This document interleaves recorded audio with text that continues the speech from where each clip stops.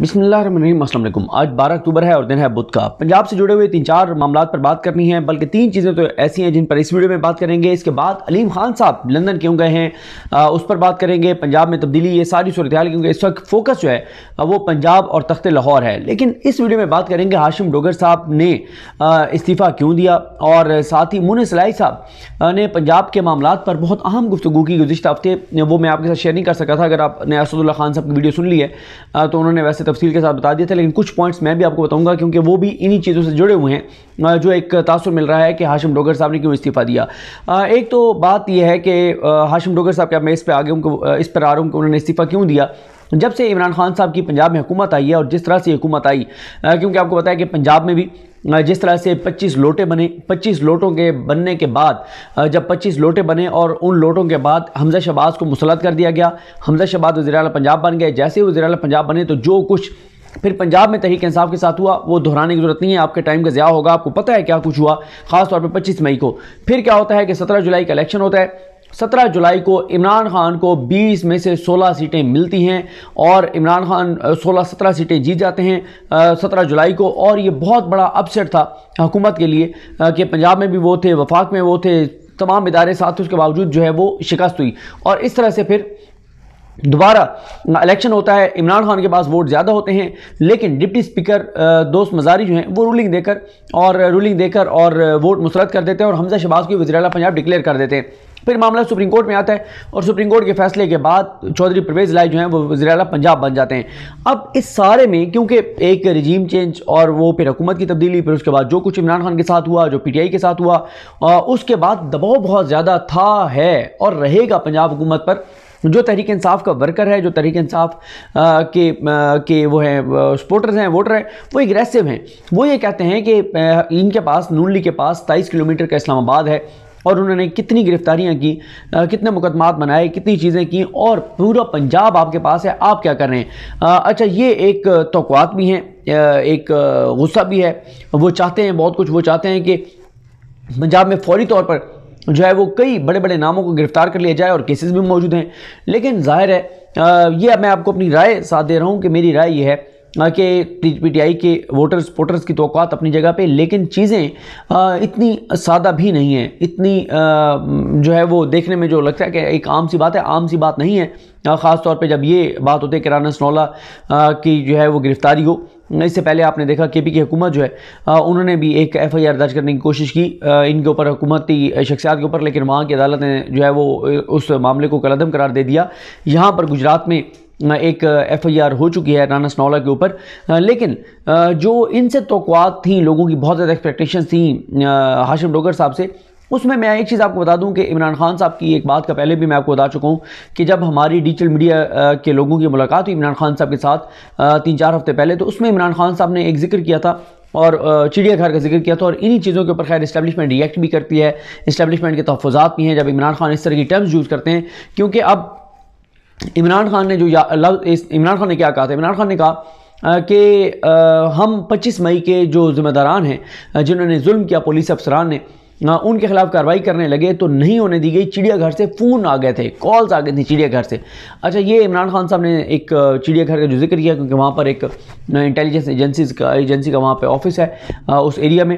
तो इस तरह से इमरान खान ने, तो वो फिर ज़ाहिर है पब्लिक ने तो ये तासुर लिया कि जैसे इमरान खान लफ्ज़ न्यूट्रल कह देते हैं, इस तरह की वो बात कर देते हैं। तो इस तरह से था कि पता नहीं अब उन्होंने उनको चिड़ियाघर का नाम दे दिया है, पता नहीं क्यों दिया। तो वो चिड़ियाघर उस एरिया में क्योंकि एक एजेंसी का ऑफिस है, तो इसलिए इमरान खान ने कहा।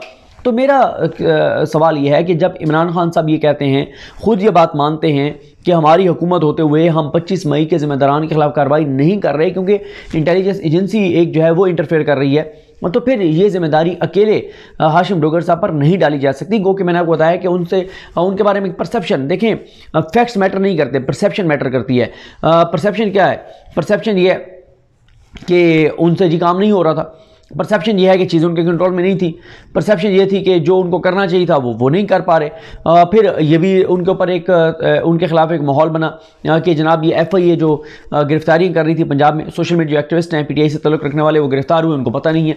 अब ज़ाहिर है FIA एक वफाकी इदारा है और बहुत सारी चीज़ें बहुत पावरफुल तरीके से FIA कर रहा था, लेकिन इसका मलबा भी सारा जो है वो हाशिम डोगर साहब पर गिरा। फिर एक और बात ये कि जी ये जो कंटेनर्स आ रहे हैं पंजाब से, ये भी हाशिम डोगर साहब के ऊपर वो लगा इल्ज़ाम के जी वो इसमें नाकाम नज़र आते हैं। हालांकि कंटेनर्स वाले मामले में तो मैं समझता हूँ कि कंटेनर, अब किसी को क्या पता है कि ये कंटेनर इसमें सामान जा रहा है या ये कंटेनर जो है ये वहाँ पर लगाने के लिए जो हुकूमत है, वफाकी हुकूमत है, वो मंगवा रही है। हज़ारों कंटेनर्स डेली इस्लामाबाद आते हैं, हज़ारों कंटेनर जाते हैं, उनके अंदर सामान होता है। अब किसी को क्या पता इसमें क्या है।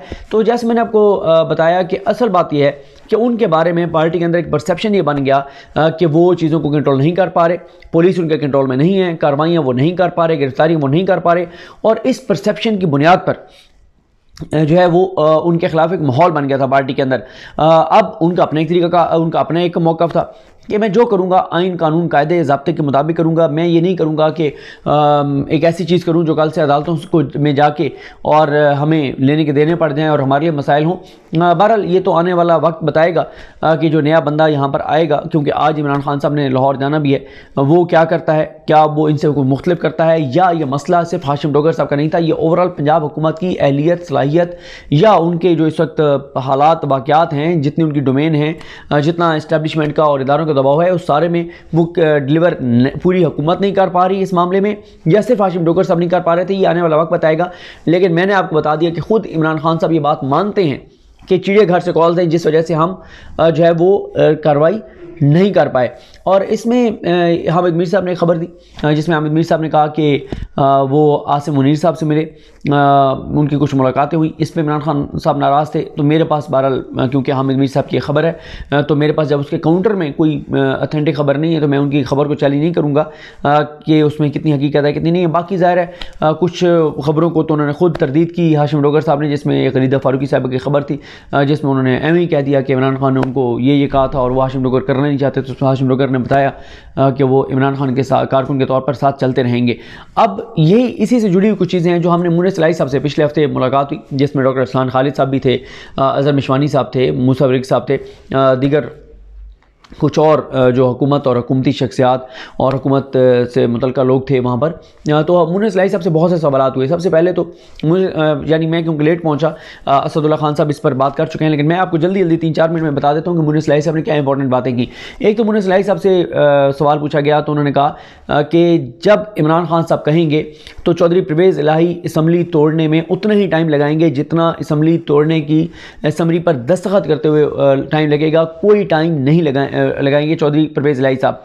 फिर उनसे पूछा गया कि चौधरी परवेज़ इलाही चौधरी शुजात के हवाले से, राब्तों के हवाले से, उन्होंने कहा सिर्फ एक राब्ता हुआ है और वो राब्ता जो है वो भी एक कारोबारी मामला था, उसके ऊपर बात हुई है। इसके अलावा सियासी तौर पर कोई राब्ते नहीं है चौधरी परवेज़ इलाही साहब के और चौधरी शुजात हुसैन साहब के।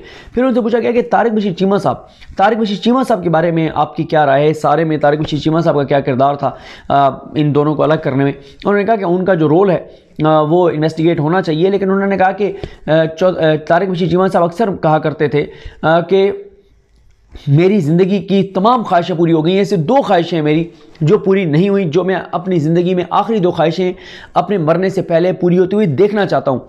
एक वो कहते थे कि मेरी ख्वाहिश ये है कि मैं चौधरी परवेज़ इलाही को वज़ीर आला पंजाब बनते हुए देखूँ। ये तारिक बशीर चीमा कहा करते थे उनकी ज़िंदगी की आखिरी 2 ख्वाहिशों में से एक ख्वाहिश है, और दूसरी और आखिरी ख्वाहिश उनकी ज़िंदगी की वो कहते थे कि ये थी और ये है, वो कहते थे कि मैं अपने बेटे को MNA देखना चाहता हूँ। तो वो कहते हैं कि मैं हैरान हूँ जब वो खुद कहते थे कि उनकी ज़िंदगी की ख्वाहिश है कि वो चौधरी परवेज़ इलाही को वज़ीर आला पंजाब बनते हुए देखें। तो अब जब उनकी ख्वाहिश पूरी हो गई है तो अब उनको क्या हुआ है। फिर उनसे पूछा गया कि ये जो एक तासुर है कि चौधरी परवेज़ इलाही साहब जो हैं वो अपनी मनमानियाँ कर रहे हैं और उन्होंने अपने लोगों को लगा दिया है।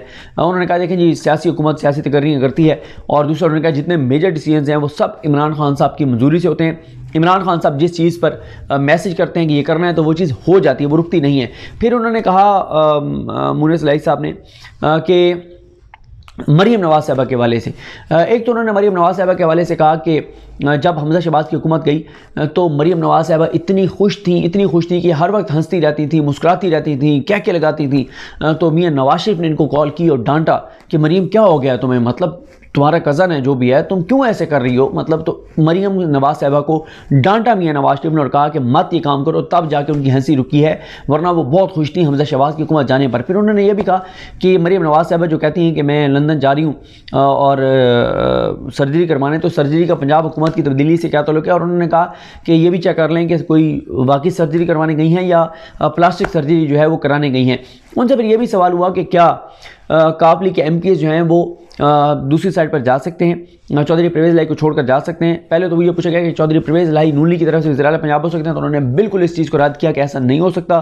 फिर उन्होंने ये कहा कि जो इमरान खान साहब हैं, इमरान खान से, अच्छा मैं पहले उस बात को मुकम्मल कर लूँ। उन्होंने कहा कि उन्होंने MPs के नाम गिनवाए कि कौन से MPA का चौधरी परवेज़ इलाही से क्या ताल्लुक है, तो उन्होंने बहरहाल कहा कि 6 MPs तो बिल्कुल जो है हमारे 6, तो उन्होंने कहा बिल्कुल नहीं जा सकते, तो बाकी भी नहीं जाएंगे जो नून लीग है उसकी तरफ।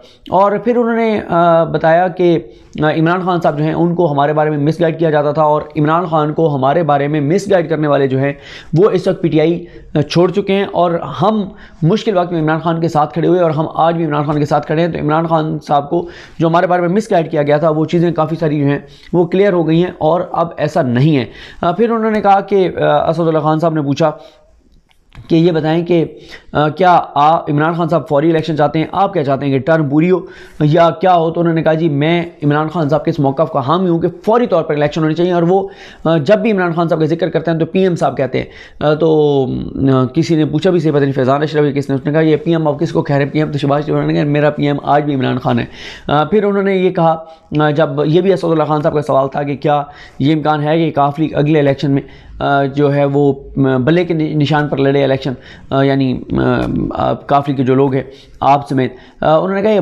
कहने कबल अज़ वक्त है, अभी बहुत टाइम है, अभी इस पर ज़ाहिर है बहुत सोच विचार होगी, लेकिन उन्होंने कहा कि कोई भी चीज़ सियासत में जो है वो खारिज इम्कान नहीं है, यानी उन्होंने कहा कि ये हो भी सकता है।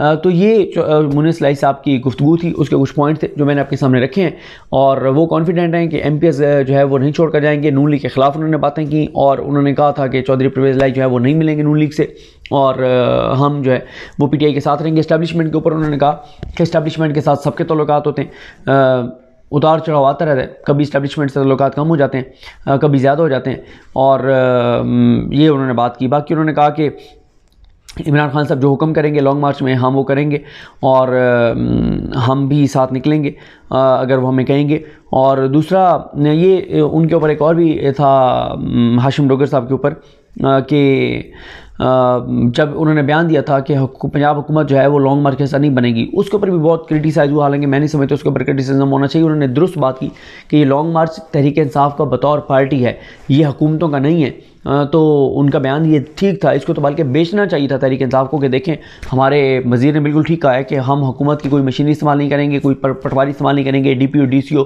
इस्तेमाल नहीं करेंगे, पुलिस इस्तेमाल नहीं करेंगे, सरकारी मुलाजमीन का इस्तेमाल नहीं करेंगे, बल्कि हम अवामी ज़ोर बाजू पर ये मार्च करेंगे। तो ये कोई ऐसा बयान नहीं था जिसके ऊपर जो है वो तनकीद होती हाशिम डोगर साहब के ऊपर। तो ये कुछ चीज़ें जो मैंने आपके सामने रखी, मुझे अपनी दुआ में याद रखें। अल करीम हम सब का आमीन। अल्लाह हाफ़िज़।